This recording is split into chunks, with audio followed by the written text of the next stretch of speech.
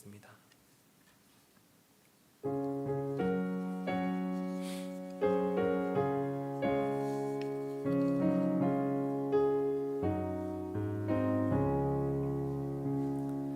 선한 목자 되신 우리 주 항상 인도하시고 푸른 풀밭 좋은 곳에서 우릴 먹여주소서. 선한 목자 구세주여 항상 인도하소서. 선한 목자 구세주여 항상 인도하소서. 양의 문이 되신 예수여 우릴 영접하시고 길을 잃은 양의 무리를 항상 인도하소서. 선한 목자 구세주여 기도 들어주소서. 선한 목자 구세주여 기도 들어주소서. 흠이 많고 약한 우리를 용납하여 주시고 주의 넓고 크신 은혜로 자유 얻게 하셨네. 선한 목자 구세주여 지금 나아갑니다. 선한 목자 구세주여 지금 나아갑니다. 일찍 주의 뜻을 따라서 살아가게 하시고 주의 크신 사랑 베푸사 따라가게 하소서. 선한 목자 구세주여 항상 인도하소서. 선한 목자 구세주여 항상 인도하소서.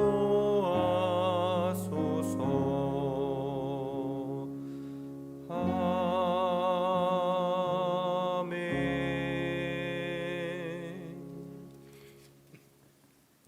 오늘 아침 같이 볼 하나님 말씀은 요한복음 10장 1절부터 21절까지 말씀입니다. 요한복음 10장 1절로부터 21절까지 말씀 제가 읽도록 하겠습니다. 내가 진실로 진실로 너희에게 이르노니 문을 통하여 양의 오리에 들어가지 아니하고 다른 데로 넘어가는 자는 절도며 강도요 문으로 들어가는 이는 양의 목자라. 문지기는 그를 위하여 문을 열고 양은 그의 음성을 듣나니 그가 자기 양의 이름을 각각 불러 인도하여 내느니라. 자기 양을 다 내놓은 후에 앞서가면 양들이 그의 음성을 아는 고로 따라오되 타인의 음성은 알지 못하는 고로 타인을 따르지 아니하고 도리어 도망하느니라. 예수께서 이 비유로 그들에게 말씀하셨으나 그들은 그가 하신 말씀이 무엇인지 알지 못하니라. 그러므로 예수께서 다시 이르시되 내가 진실로 진실로 너희에게 말하노니 나는 양의 문이라. 나보다 먼저 온 자는 다 절도요 강도니 양들이 듣지 아니하였느니라. 내가 문이니 누구든지 나로 말미암아 들어가면 구원을 받고 또는 들어가며 나오며 꼴을 얻으리라. 도둑이 오는 것은 도둑질하고 죽이고 멸망시키려는 것뿐이요 내가 온 것은 양으로 생명을 얻게 하고 더 풍성히 얻게 하려는 것이라. 나는 선한 목자라. 선한 목자는 양들을 위하여 목숨을 버리거니와 삭구는 목자가 아니요 양도 제 양이 아니라. 이리가 오는 것을 보면 양을 버리고 달아나나니 이리가 양을 물어가고 또 해치느니라. 달아나는 것은 그가 삭군인 까닭에 양을 돌보지 아니함이나 나는 선한 목자라. 나는 내 양을 알고 양도 나를 아는 것이 아버지께서 나를 아시고 내가 아버지를 아는 것 같으니 나는 양을 위하여 목숨을 버리노라. 또 이 우리에 들지 아니한 다른 양들이 내게 있어 내가 인도하여야 할 터이니 그들도 내 음성을 듣고 한 무리가 되어 한 목자에게 있으리라. 내가 내 목숨을 버리는 것은 그것을 내가 다시 얻기 위함이니 이로 말미암아 아버지께서 나를 사랑하시느니라. 이를 내게서 빼앗는 자가 있는 것이 아니라 내가 스스로 버리노라. 나는 버릴 권세도 있고 다시 얻을 권세도 있으니 이 계명은 내 아버지에게서 받았노라 하시니라. 이 말씀으로 말미암아 유대인 중에 다시 분쟁이 일어나니 그 중에 많은 사람이 말하되 그가 귀신 들려 미쳤거늘 어찌하여 그 말을 듣느냐 하며 어떤 사람은 말하되 이 말은 귀신 들린 자의 말이 아니라 귀신이 맹인의 눈을 뜨게 할 수 있느냐 하더라. 아멘. 오늘 우리들이 보는 본문은 예수님께서 자신이 누구이신지를 설명하시기 위해서 여러 가지 상징적인 이미지들을 사용하시는 내용으로 이루어져 있습니다. 예수님께서 당시 사람들이 익숙하게 알고 있던 이 목자와 양의 관계를 통해서 자신의 정체성과 또 사역을 드러내시는 거죠. 유의해야 할 점은요, 하나의 비유만 나오는 것이 아니라 서로 연결된 몇 가지 비유가 섞여서 나온다라고 하는 겁니다. 그래서 직관적으로 잘 이해가 안 되기도 하지만 본문을 차근차근 따라가면 충분히 이해를 할 수가 있습니다. 먼저 1절부터 6절을 보시면 예수님은 스스로를 양의 목자다 이렇게 소개를 하십니다. 1절과 2절 보시면 내가 진실로 진실로 너에게 이르노니 문을 통하여 양의 우리에 들어가지 아니하고 다른 데로 넘어가는 자는 절도며 강도요 문으로 들어가는 이는 양의 목자라. 여기 보시면 이 절도하는 도둑 또는 강도하고 양의 목자 이 둘을 비교를 하고 있죠. 그리고 3절에 문지기는 그를 위하여 문을 열고 양은 그의 음성을 듣나니 그가 자기 양의 이름을 각각 불러 인도하여 내느니라. 여러분들 당시 목자들은요 밤이 되면 각자 양을 따로 두지 않고 큰 공동 울타리 안에 넣어서 함께 보호를 했다고 합니다. 이 울타리는 밤사이에 들짐승이나 또는 도둑으로부터 양을 지키기 위한 장소였고 그 입구에는 고용된 문지기가 서서 이 양의 우리를 지켰다라고 그렇게 이야기를 해요. 그리고 밤사이에 문지기가 울타리를 지키다가 아침이 오게 되면 목자들이 찾아옵니다. 그러면 문지기는 참된 목자들에게만 문을 열어주었고 목자는 우리 안에 섞여 있는 많은 양들 가운데서 자신의 양들을 불러 모아야 했기 때문에 익숙한 음성으로 양들의 이름을 하나하나 불렀다라고 합니다. 그러면 양들은요 목자의 음성을 알아듣고 그를 따라서 나왔던 거죠. 이 구절을 연구하면서 흥미로웠던 사실은요 양이 대체로 어리석고 우둔한 동물로 알려져 있지만 청각만큼은 비교적 발달이 되어 있다라고 하는 점입니다. 양들은요 낯선 사람의 음성에는 쉽게 반응하지 않지만 오랫동안 함께해온 자기 목자의 음성은 분별해서 알아듣고 반응한다라고 합니다. 그래서 학자들은요 스스로를 보호할 다른 방법이 거의 없는 이 양들에게 하나님께서 생존을 위해서 주신 고유한 능력들이다 이렇게 설명을 하기도 해요. 그래서 4절과 5절을 보시면 자기 양을 다 내놓은 후에 앞서가면 양들이 그의 음성을 아는 고로 따라오되 타인의 음성은 알지 못하는 고로 타인을 따르지 아니하고 도리어 도망하느니라 이렇게 말씀을 하죠. 그런데 이게 약간 어려운 비유이긴 합니다. 그래서 6절 보시면 예수께서 이 비유로 그들에게 말씀하셨으나 그들은 그가 하신 말씀이 무엇인지 알지 못하느니라. 그래서 7절부터는요 예수님께서 사람들에게 이 비유를 설명해 주기 시작하세요. 7절입니다. 그러므로 예수께서 다시 이르시되 내가 진실로 진실로 너희에게 말하노니 나는 양의 문이라. 그런데 예수님이 설명을 해주시는데 다른 비유를 섞어서 설명을 해주세요. 1절부터 6절까지는 예수님이 자신을 목자로 비유를 하셨는데 7절부터는 나는 양의 문이다 이렇게 말씀을 하십니다. 그리고 여기서 등장하는 배경 역시 조금 달라져요. 여러분, 앞부분에 나오는 양의 우리는요, 마을에 있는 이 공동 울타리를 떠올리게 했다면 7절부터는요 산간 지역에서 임시로 세워놓은 양 우리가 그 배경입니다. 목자들이요 들판이나 산지에서 밤을 보낼 때는 돌을 쌓아서 임시로 우리를 만들었습니다.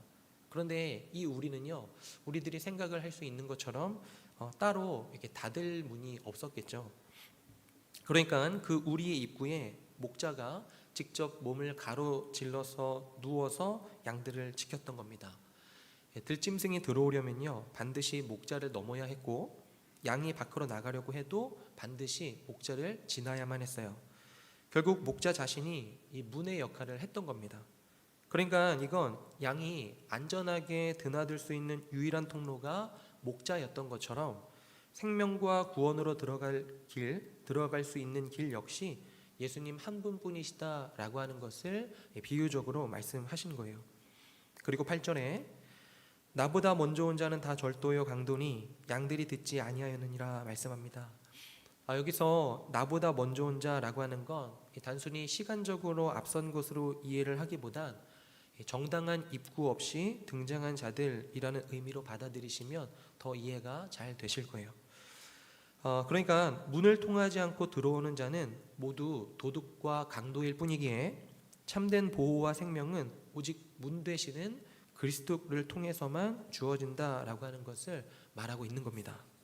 그래서 9절과 10절에 내가 문이니 누구든지 나로 말미암아 들어가면 구원을 받고 또는 들어가며 나오며 꼴을 얻으리라.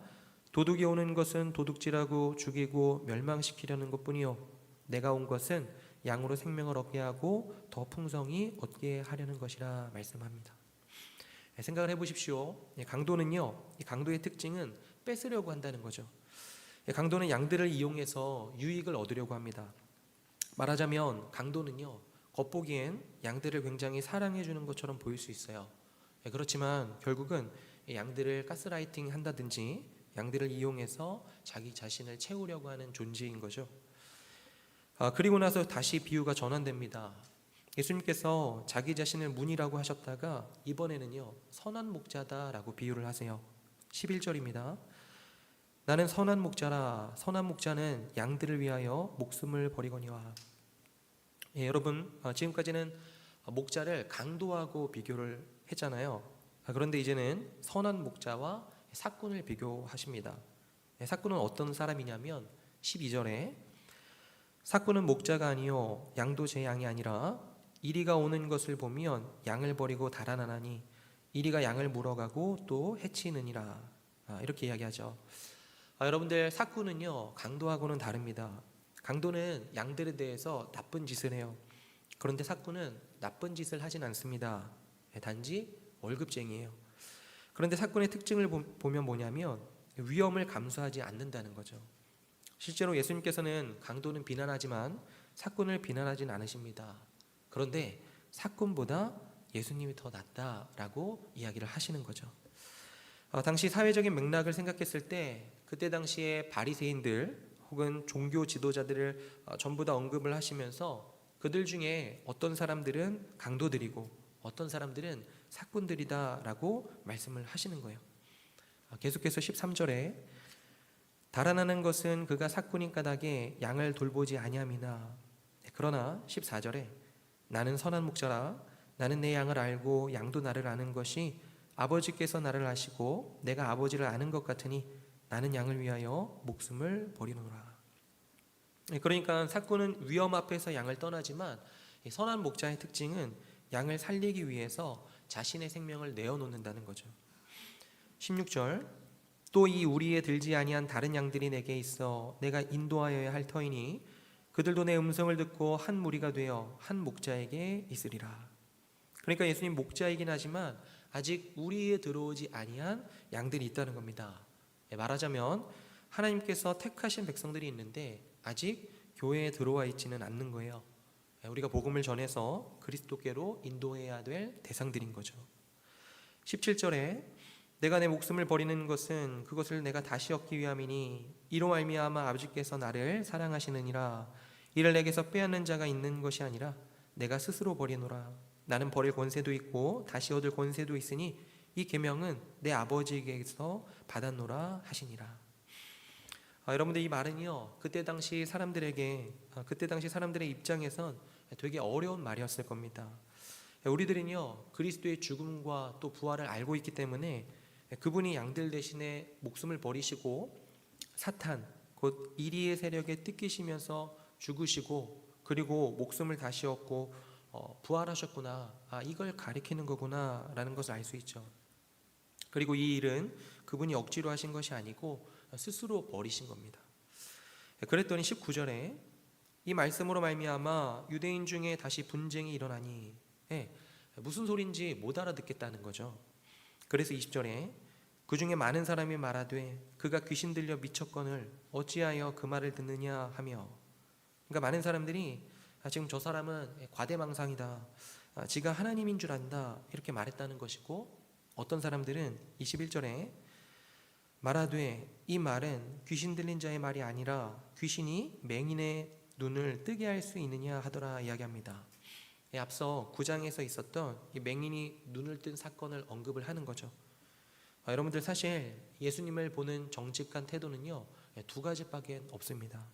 하나는 경배고요, 또 하나는 예수님을 대적하는 거죠. 그렇게 오늘 본문이 맞춰지고 있습니다. 오늘도 두 가지 같이 생각하면서 적용하고 함께 기도하면 좋겠습니다. 첫 번째는요, 양과 같은 우리들의 연약함을 인정하고 예수님께로 나아가는 겁니다. 주 안의 사랑 여러분, 오늘 본문의 내용을 요약해 보면 예수님께서는 자기 백성들을 양으로 비유를 하십니다. 그런데 그때 당시에 양 그러면요, 우리들의 입장에서는 뭔가 좀 목가적인 분위기에 되게 좋아 보이지만 당시 히브리 사회에서 양은요, 그다지 이미지가 좋은 동물이 아니었습니다. 왜냐하면요, 양은 끝까지 보호가 필요하고 이 방향감도 없는데 제멋대로 간다라고 해요. 인도를 반드시 받아야 합니다. 그런데도 불구하고 말은요, 또 잘 안 들어요. 고집이 엄청 세답니다. 게다가 정이 가는 짐승도 아니래요. 막 개나 고양이처럼 막 사람들한테 달라붙고 그러지도 않는답니다. 시력도 어두워서요, 막 어버버 그러면서 지멋대로 한대요. 그런데요, 그분은 선한 목자로서 양 같은 자기 백성, 우리와 같은 연약한 사람들을 인도하시는 거죠. 우리들은 살면서 내가 결정하는 게 하나님의 명령에 순종하는 것보다 더 옳다고 느껴질 때가 많이 있고, 또 종종 하나님의 명령에 순종해라 라고 하는 이 말을 왜 내 의지를 강요하는가, 이렇게까지 하라고? 이건 폭력이 아닌가 라고 할 수도 있죠. 그런데 잘 생각을 해보십시오. 우리들이 양입니다. 그래서 길을 제멋대로 가다가 헤맸어요. 그런데 저 멀리서 목자가 나를 발견한 겁니다. 그럼 목자는 어떤 심정일까요? 매우 기쁘겠죠. 그리고 이내 목자는요, 나를 들쳐업고 어깨에 메고 다리를 묶을 겁니다. 그러면요, 양의 입장에선 좋은 일이 생긴 걸까요? 안 좋은 일이 생긴 거죠. 목자 입장에서는요, 너무 기쁠 겁니다. 그런데 양의 입장에선 사실 좋은 일이 생긴 건 맞지만 양은 기분이 안 좋을 거예요. 지금까지는 자기 멋대로 돌아다니고 있었는데 갑자기 목자가 나를 묶는 겁니다. 그리고 들쳐업고는 끌고 다녀요. 양의 입장에서는요, 폭력을 당한 거죠.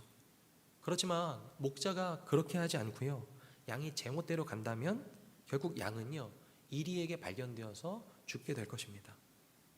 주 안의 사랑 여러분, 우리는요, 오늘 우리들의 연약함, 우리들의 죄악됨, 우리들의 어리석음을 인정해야 됩니다. 여러분들이 아무리 똑똑한 사람이라 하더라도요, 여러분들은 여러분의 인생을 스스로 결정해도 될 만큼 지혜로운 사람은 아닙니다. 우리는 스스로 길을 안다고 생각하지만 결국 자주 길을 잃어버리는 존재들이에요. 다시 한번 말씀드리지만 저와 여러분들은 스스로의 인생의 주인이 될 수 있을 만큼 지혜롭지 않습니다. 우리들의 판단과 경험만을 따라가다 보면 결국 우리들은 우리 자신이 만든 길 속에서 다시 방황하게 될 거예요. 그러므로 오늘 이 아침에 인생의 연약함과 죄악됨과 어리석음을 인정하시고 예수님께로 나아가서 그분을 의지하시고 그분의 음성을 들으면서 따라가시는 저와 여러분들의 하루가 되시기를 주님의 이름으로 축원드립니다. 두 번째로는요, 선한 목자를 보는 거예요. 도둑도 사꾼도 아닌 선한 목자를 보는 겁니다. 여러분들, 고대의 신들은 대부분 도둑들이었습니다. 왜냐하면요, 인간의 희생을 먹으면서 숭배를 받았거든요. 고대 그리스 로마 세계에서 비교적 호의적인 신들도 있었는데 그 신들 역시 대가를 전제로 인간을 대했습니다. 인간이 섬기고 헌신해야만 보호와 은혜를 베푸는 그런 관계였던 거죠. 사실 우리들이 우상으로 삼는 많은 인간관계도 그렇습니다. 우리가 희생하거나 충성하지 않으면요, 우리들에게 사랑과 인정을 주지 않으니까요. 그렇지만 우리의 목자이신 예수 그리스도는 전혀 다르십니다. 우리는 그분께 죄밖에 드린 것이 없지만, 죄뿐이지만 주님은 먼저 우리를 사랑하셨고 우리를 위해서 자기 자신의 생명을 내어주셨죠. 그리고요, 이 사랑을 받은 사람들의 삶에는 변화가 있습니다. 그건 선한 목자의 사랑으로 살아난 양은요, 더 이상 서로를 이용하며 살아갈 수가 없다는 거예요. 세상은 관계를 통해서 무엇을 얻을 수 있는지를 먼저 계산하죠. 그러나 그리스도를 따르는 사람은요, 관계 속에서 무엇을 내어줄지를 고민하기 시작합니다. 그동안은 수많은 관계 속에서 인정받기 위해서 애쓰며 살아왔을지 몰라요. 그러나 선한 목자의 사랑을 받고 그 사랑을 아는 사람은요, 더 이상 사랑을 얻기 위해서 경쟁하지 않게 됩니다. 이미 충분한 사랑을 받고 있기 때문에 이제는 먼저 이해하고 기다리며 희생하는 삶으로 나아가게 되죠. 그리고 그것이 교회입니다. 교회는요, 서로에게 무엇을 요구하는 사람들이 모인 곳이 아니라 선한 목자에게 사랑을 받은 사람들이 그 사랑을 서로에게 흘려보내는 공동체입니다. 그래서 성도는요, 소비자가 아니라 돌보는 사람들이 되고요, 보호받기만 원하는 양이 아니라 서로를 붙들어주는 양이 됩니다. 그러므로 선한 목자를 바라보는 것은요, 단지 감동하는 것이 아니라 그 목자의 방식대로 살아가기 시작을 하는 거죠.